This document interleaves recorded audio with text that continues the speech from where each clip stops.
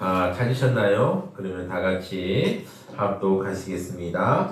내가 번역을 소리와 같이 화살셋을 그 바위 곁에 쏘고 아이를 보내어 가서 화살을 찾으라 하며 내가 짐짓 아이에게 이르기를 보라 화살이 내 이쪽에 있으니 가져오라 하거든 너는 돌아올지니 여호와께서 살아계심을 두고 맹세하노니 내가 평안 무사할 것이요 만일 아이에게 이르기를 보라 화살이 내 앞쪽에 있다 하거든 내 길을 가라 여호와께서 너를 보내셨음이니라 너와 내가 말한 일에 대하여는 여호와께서 너와 나 사이에 영원토록 계시느니라 하니라. 아멘. 성스러운 주일 아침에 거룩하신 주의 제에 계신 사랑하는 수많은 성도님들 한 분 한 분마다 하나님의 사랑과 은혜와 축복이 넘쳐나시기를 진심으로 축원합니다. 벌써 추석이 다가왔습니다. 아니 2024년 시작한 지 엊그제 같은데 벌써 추석입니다. 옆에 있는 분들에게 주 안에서 행복한 한가위 보내세요 라고 인사하시기 바랍니다. 주 안에서 행복한 한가위 보내세요. 네, 명절 잘 보내시고 행복한 또 좋은 일, 기분 좋은 일 가득한, 기쁨이 가득한 명절 되시기를 진심으로 바랍니다. 제가 어디서 읽은 이야기입니다. 어떤 대학생이 졸업반이 되었습니다. 지금도 대학생 졸업반 되면 취업 걱정 때문에 걱정이 많지요. 또 지금도 그렇지만은 옛날에도 마찬가지였던 것 같습니다. 걱정이 많다 보니까 불면증에 시달리는 그런 대학생도 있고 그렇죠. 근데 이 학생이 너무 걱정하는 게 눈에 보였나 봐요. 그래가지고 하루는 한 후배가 이런 말을 합니다. 형 너무 걱정하는 것 같아. 내가 어디서 얘기를 들었는데 도서관 옆에 구두방이 있어. 거기에 그 아저씨가 취업, 이성 문제, 인생 상담까지 해준대 라고 이제 얘기를 했다고 합니다. 지금은 모르겠지만 옛날에는 이렇게 도서관 옆에 구두방이 하나 조그맣게 있었죠. 가봤는데 이제 구두방에 학생들뿐만 아니라 미화원들 또 손님들이 와서 이야기를 나누고 있었다고 합니다. 근데 이 구두방 주인장이 마음이 아주 넉넉했던 것 같아요. 그래서 손님들과 웃으며 이야기도 하고요. 또 구두 수선을 맡기지 않는 손님들이 차를 마시고 와도 싫은 티를 내지 않았습니다. 참 이 마음이 아주 넉넉하신 분입니다. 그 대학생이 쭈뼛거리면서 들어서니까 딱 아저씨가 그런 말이 돼요. 거기에 앉아서 커피나 한잔 해. 딱 그랬습니다. 그래가지고 커피 한잔 하면서 이 학생이 고민을 얘기하는 거예요. 취업을 해야 되겠는데 나는 너무 부족한 것 같고 사회는 너무 막 폭풍우가 몰아치는 것 같다. 어떻게 하면 좋겠냐 라고 얘기합니다. 이제 그 얘기를 한참 듣고 있는 아저씨가 이런 말을 했습니다. 호랭이 굴에 들어간 토끼를 호랭이가 왜 잡아먹지 않는지 아는가? 작은 토끼가 귀여워서 그래야. 성실하고 겸손하니까. 아마 충청도 분이었던 것 같아요. 이렇게 얘기를 했다고 합니다. 이 말을 듣고 학생이 이런 생각을 했어요. 뭔 소리야. 토끼가 왜 나와. 그런데 생각해보니까 문제는 내가 불안하게 생각하는구나. 내가 너무 나를 작게 여기는구나 라는 생각이 스쳐 지나갔다고 합니다. 그러니까 자신이 내가 겁 많은 토끼였구나. 그럼 토끼에게도 장점이 있지 않습니까? 보면 아까 말한 그 아저씨 말에 성실하고 겸손하니께 라고 말하는 그 장점이 있지 않습니까? 나는 겁 많은 토끼지만 토끼에게도 성실함과 겸손이라는 비장의 필살기가 있으니 겁먹지 말고 용감하게 도전해보는 뜻인 것 같다고 그가 생각했다고 합니다. 그래서 그 말에 그 아저씨의 말에 힘입어서 열심히 노력해서 취업에 성공했다라고 합니다. 그 아저씨의 말이 그분에게 큰 힘이 되었습니다. 왜냐하면 그 아저씨의 말을 그 마음속에 잘 간직하고 있었기 때문이었던 것 같습니다. 여러분, 마음속에 무엇을 간직하느냐에 따라서 삶이 달라지는 것 같습니다. 어떤 사람은 마음속에 불평, 불만, 원망만 가득하신 분이 있어요. 행복하겠습니까? 불행하지요. 항상 불행합니다. 또 어떤 분은 그냥 남에게 비교만 가득한, 비교하는 마음만 가득한 또 그런 분이 있습니다. 그러면 항상 행복하겠습니까? 나보다 못한 사람 만날 때는 우쭐거리다가 나보다 대단한 사람 만나면 막 이렇게 되지 않겠습니까? 또 어떤 분은 마음에 감사만 가득한 분이지. 이분은 감사만 가득하면 어떻게 합니까? 그냥 항상 행복하지요. 항상 기쁩니다. 저도 이 교회에 부임한 이후로 참 항상 감사만 가득하고 있습니다. 이렇게 좋은 교회에서 좋은 성도님들과 함께 이렇게 신앙생활하니 얼마나 저도 기쁜지 모르겠습니다. 사랑하는 성도 여러분, 이렇게 사람마다 마음속에 무엇을 넣냐에 따라서 삶이 달라지는 것 같습니다. 지난주에 이어서 오늘도 다윗과 요나단의 기사를 살펴보려고 합니다. 다윗과 요나단의 기사를 통해서 예수님의 모습을 살펴보려고 합니다. 어떤 모습을 보여주실까요? 한번 살펴보겠습니다. 첫 번째입니다. 예수님께서는 우리에게 새 언약을 주셨습니다. 지난 시간에 새 언약에 대해서 말씀드렸죠. 요나단은 다윗의 불안함을 이해했습니다. 왜냐하면 사울이 다윗을 죽이겠다고 생각하면은 그 소식을 요나단이 말이나 편지로 쉽게 알려줄 수 있겠습니까? 없지요. 왜냐하면 감시가 삼엄하지 않겠습니까?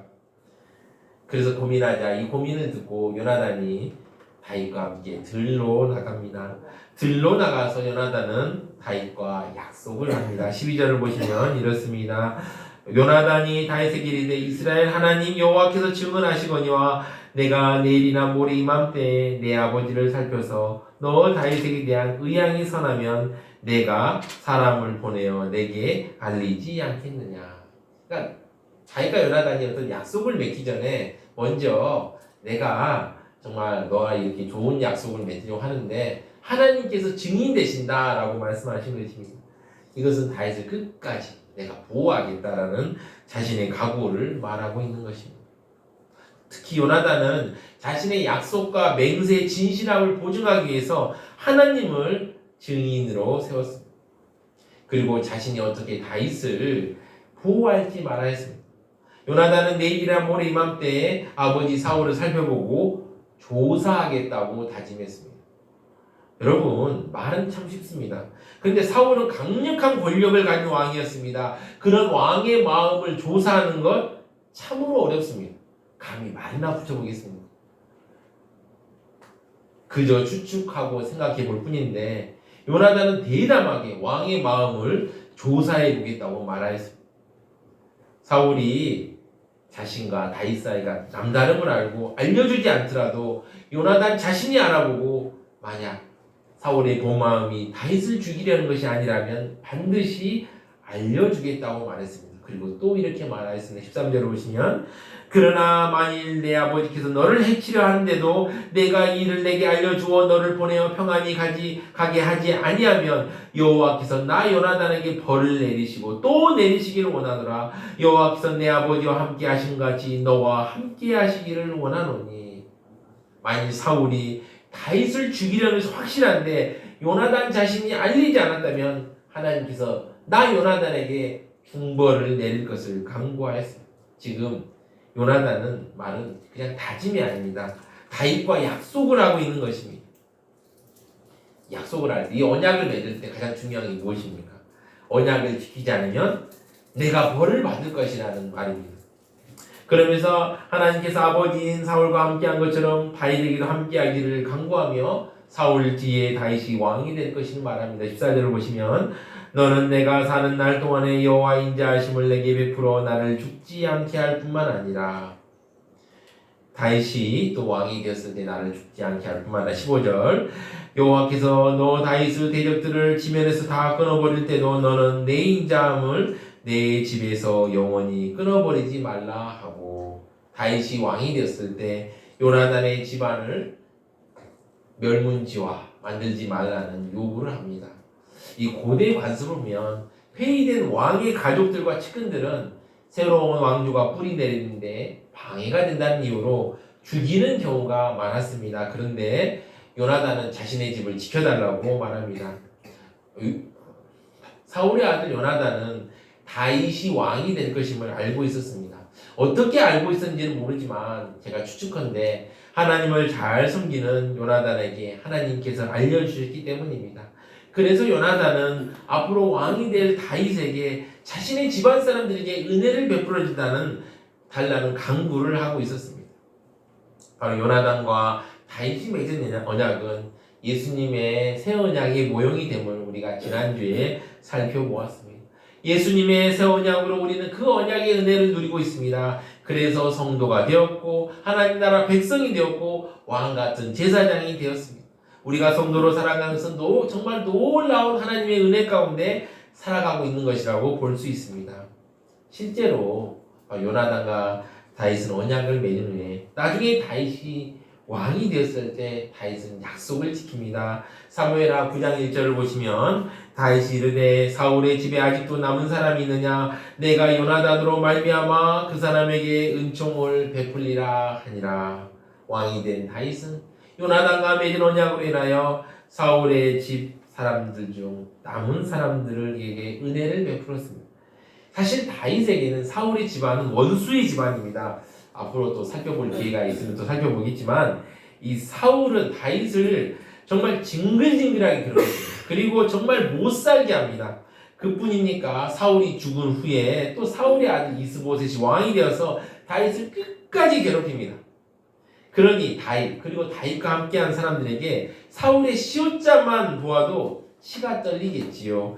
그러나 다윗은 요나단과 맺은 언약 때문에 요나단 집안 사람들에게 은혜를 베풉니다. 사무엘하 9장 7절을 보시면 다윗이 그에게 이르되 무서워하지 말라 내가 반드시 내 아버지 요나단으로 말미암아 내게 은총을 베풀리라. 내가 내 할아버지 사울의 모든 밭을 다 내게 도로 주겠고 또 너는 항상 내 상에서 떡을 먹을지니라 하니.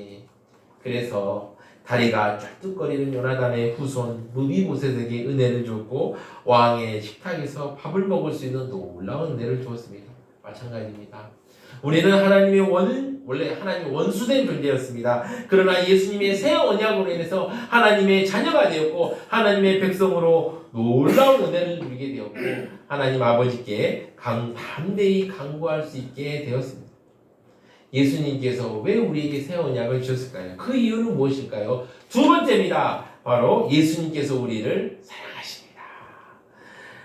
요나단은 다윗의 집과 언약을 하죠. 16절 제가 읽어볼 테니까 한번 들어보십시오.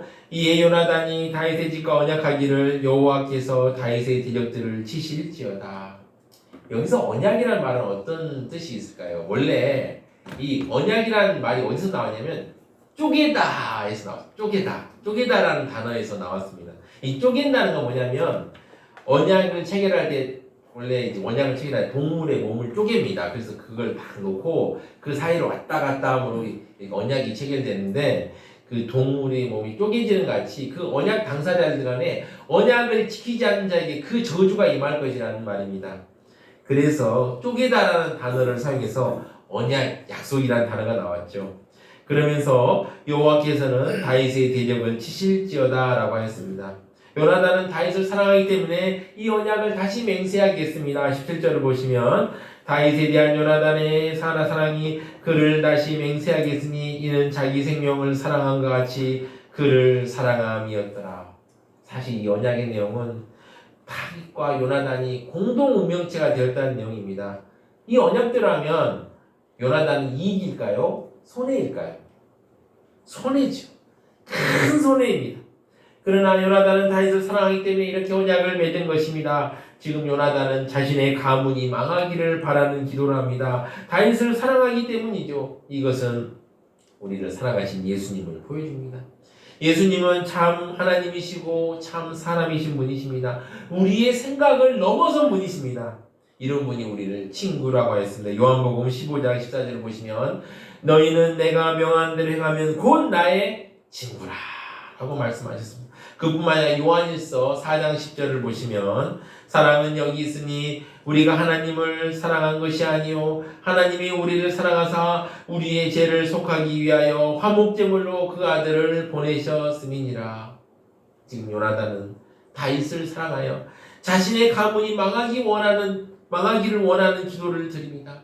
이것은 우리를 사랑하고 하나님의 원수된 우리를 친구로 여겨 자신을 희생한 예수님의 모습을 보여주는 것입니다.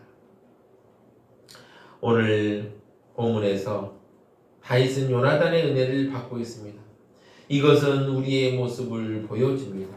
요나단이 자기의 생명을 걸면서 다윗을 사랑하듯이 예수님께서는 우리를 목숨 바쳐서 사랑하셨습니다. 예수님의 사랑은 누구도 흉내낼 수 없습니다. 가끔 아주 선한 사람을 위해서 자신의 물질이나 생명을 희생하는 사람들이 종종 있습니다. 아이고, 이 사람은 정말 내가 살려야 돼. 이 사람은 내가 정말 해야 돼 하면서 살리는 사람 종종 볼 수 있죠. 또한 가끔 존귀한 사람들, 너무도 귀한 사람들을 위해서 가끔 목숨을 바치는 경우도 종종 있습니다. 역사를 보면 그런 경우 종종 있지 않습니까? 너무나 존귀한 사람, 이 사람을 지키기 위해서 내 목숨을 바치겠다라는 사람 종종 있죠.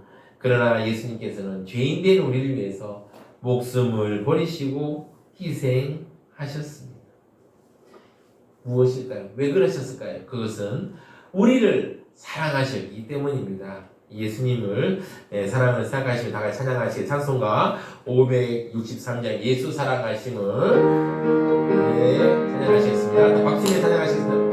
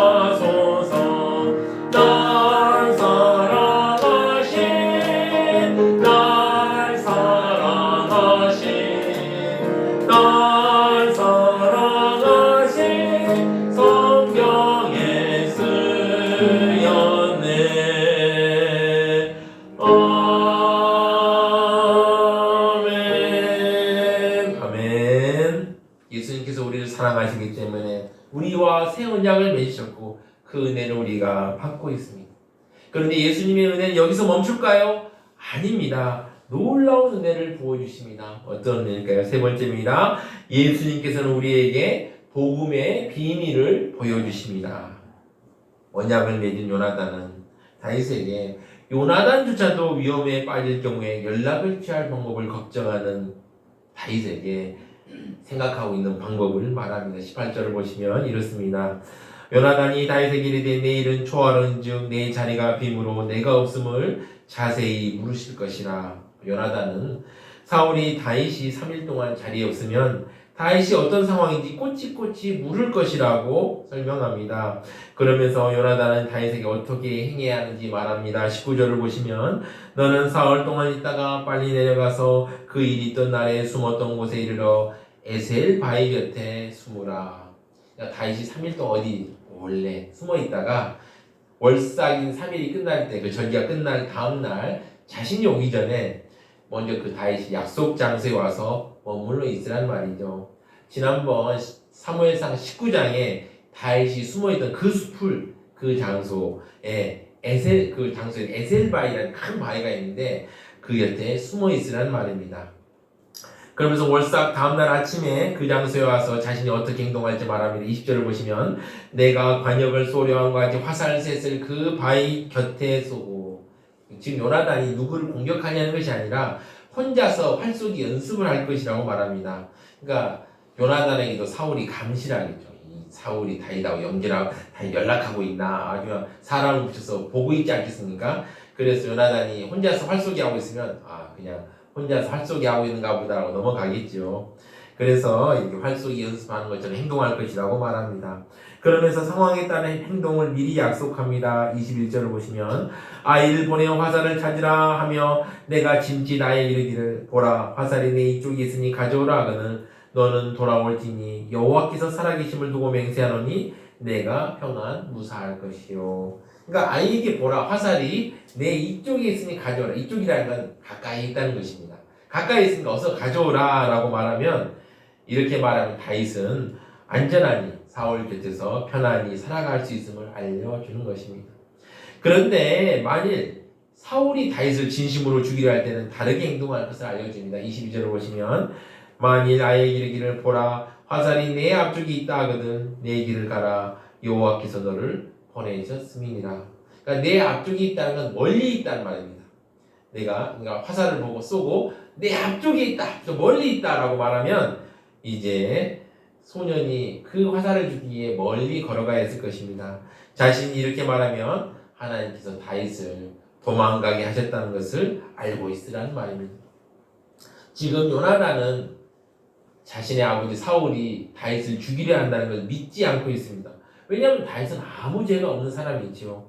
그래서 요나단은 사울이 다윗을 죽이려는 걸 믿지 않았습니다. 그러나 다윗을 너무나도 사랑하기 때문에 다윗을 생각해서 그 모든 경우의 수를 다 생각하였고 그 비밀을 다윗과 나누었습니다. 그러면서 비밀을 꼭 지킬 것을 당부하였으며 23절을 보시면 너와 내가 말한 일에 대하여서는 여호와께서 너와 나 사이에 영원토록 계시느니라.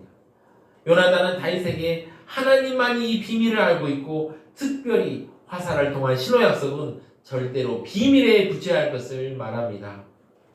요나단이 말과 편지로 상황을 알리지 않고 굳이 이러한 행위로 알리는 것은 다윗과 은밀한 연락을 취하고 있다는 사실을 숨기기 위함입니다. 여기서 우리는 예수님께서 우리에게 주시는 놀라운 은혜를 볼 수 있습니다. 예수님께서는 우리에게만 알 수 있도록 주신 비밀이 있습니다. 마치 요나단이 다윗에게 비밀을 밝히 말하는 것처럼 예수님께서는 우리에게 놀라운 비밀을 알려주셨습니다. 이 비밀을 사도 바울은 이렇게 설명합니다. 이렇게 에베소서 3장 8절 9절을 보시면 모든 성도 중에서 지극히 작은 자보다 더 작은 나에게 이 은혜를 주신 것은 측량할 수 없는 그리스도의 풍성함을 이방인에게 전하게 하시고 영원부터 만물을 창조하신 하나님 속에 감추어졌던 비밀의 경륜이 어떠한 것을 드러내게 하려 하시니라. 또한 고린도전서 1장 22절 23절을 보시면 이렇습니다. 유대인은 표적을 구하고 헬라인은 지혜를 찾으나 우리는 십자가에 못 박힌 그리스도를 전하니 유대인에게는 거리끼는 것이요 이방인에게는 미련한 것이로되. 마치 밭에 감추인 보화 같은 예수 그리스도로부터 복음이 시작되었습니다. 십자가에 못 박힌 예수님을 사람들은 그다지 중요하게 여기지 않습니다. 예수님을 모르는 사람들은 예수님을 그다지 귀하게 여기지 않습니다. 그러나 예수님에게서 시작된 복음은 각 사람의 영혼을 풍요롭게 합니다. 예수님을 믿고 예수님을 주로 영접함으로 구원을 얻을 수 있고 참된 은혜와 기쁨을 누릴 수 있습니다. 이 비밀의 중심은 예수 그리스도이시고 그 내용은 예수 그리스도로 말미암아 이방인과 유대인이 하나가 되고 하나님 은혜 가운데 거하게 된다는 내용입니다.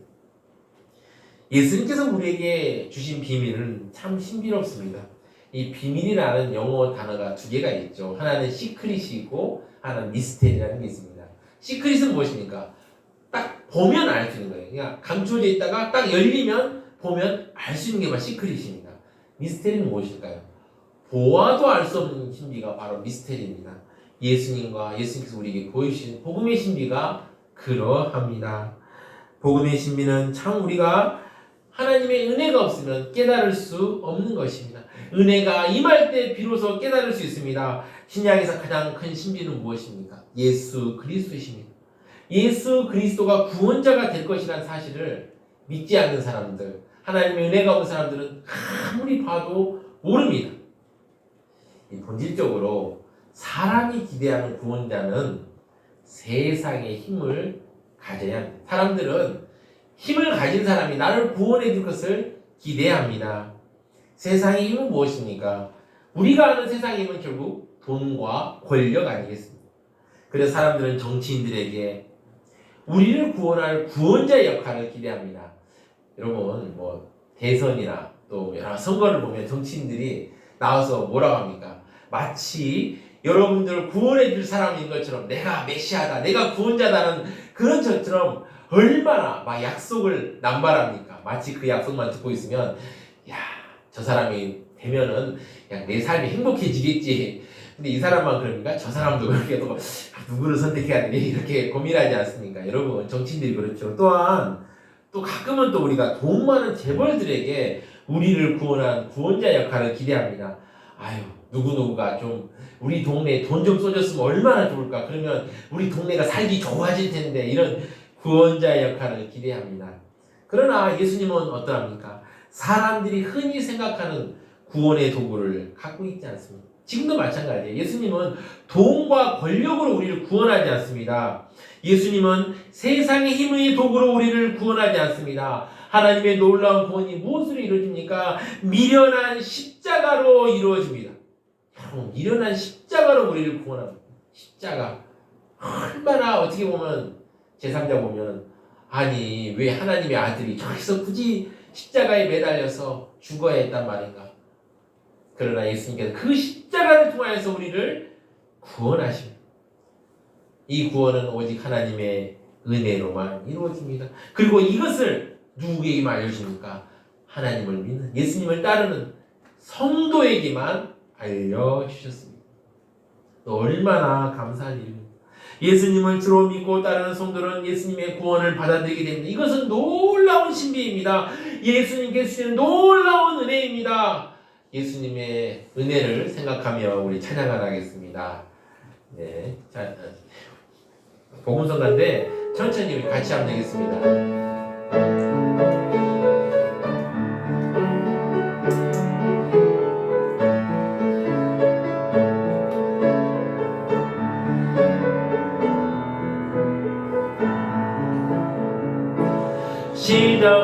시작되네 우리 주님의 능력이 날 삶을 다스리고 새롭게 하네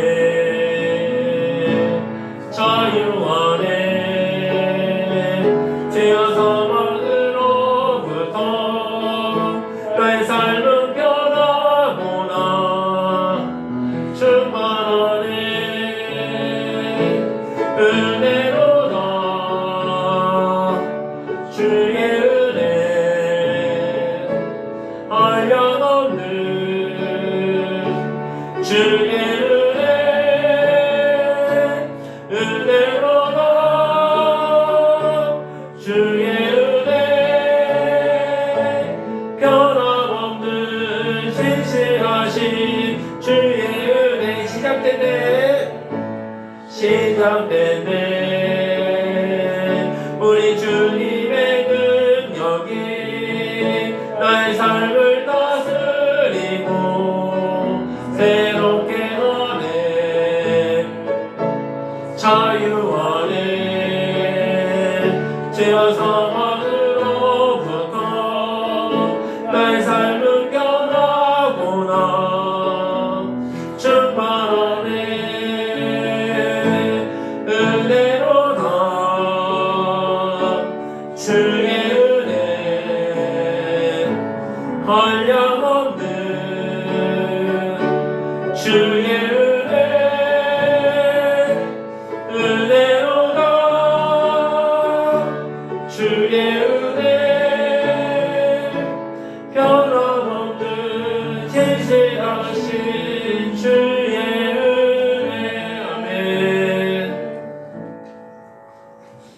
사랑하는 수목교회 성도 여러분, 우리는 세상 속에서 예수님께서 알게 해준 복음의 비밀을 잊어버릴 때가 많습니다. 그러나 예수님의 사랑과 은혜는 우리의 생각을 넘어섭니다. 우리는 예수님의 은혜로 구원의 확신을 가지고 세상 속에서 믿음을 지키며 날마다 살아갑니다. 얼마나 큰 은혜입니까? 우리는 구원받은 사람들입니다. 은혜받은 사람들입니다. 생명 있는 사람들입니다. 예수님의 사랑과 은혜를 마음속에 품고 간직하십시오. 앞서 우리는 구두방 아저씨의 따뜻한 격려 한마디가 주는 힘을 보았습니다. 하물며 예수님께서 깨닫고 알게 하시는 은혜를 마음속에 가지고 있다면 얼마나 큰 힘을 얻을 수 있겠습니까?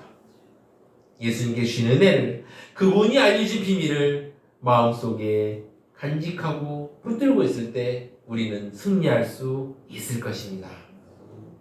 이번 추석 명절 주간에도 예수님의 사랑과 은혜를 붙들고 승리하시는 사랑하는 소망교회 성도님들 되시기를 진심으로 축원합니다. 나같이 합심하여 기도하겠습니다. 예수님께서 보여주신 구원의 비밀을 마음속에 잘 간직하고 승리하도록 이걸 놓고 주여 한번 외치고 힘차게 기도하시겠습니다. 주여! 주님 은혜 감사합니다. 예수님께서 우리에게 구원의 비밀을 보여주셨습니다.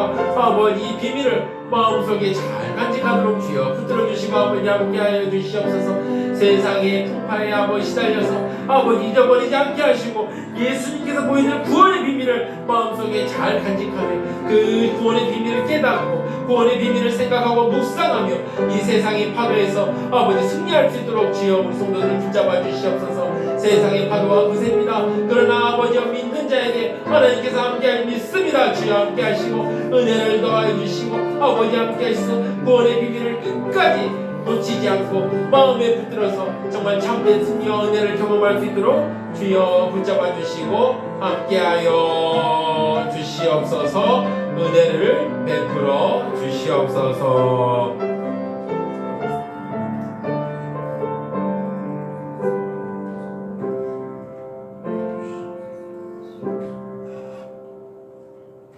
놀라운 비밀을 보이신 하나님 아버지, 오늘 말씀을 통해서 다윗과 요나단이 비밀을 나누는 것을 보고 이거를 통해서 예수님께서 우리에게 보여주시는 구원의 비밀을 알게 하시니 감사합니다.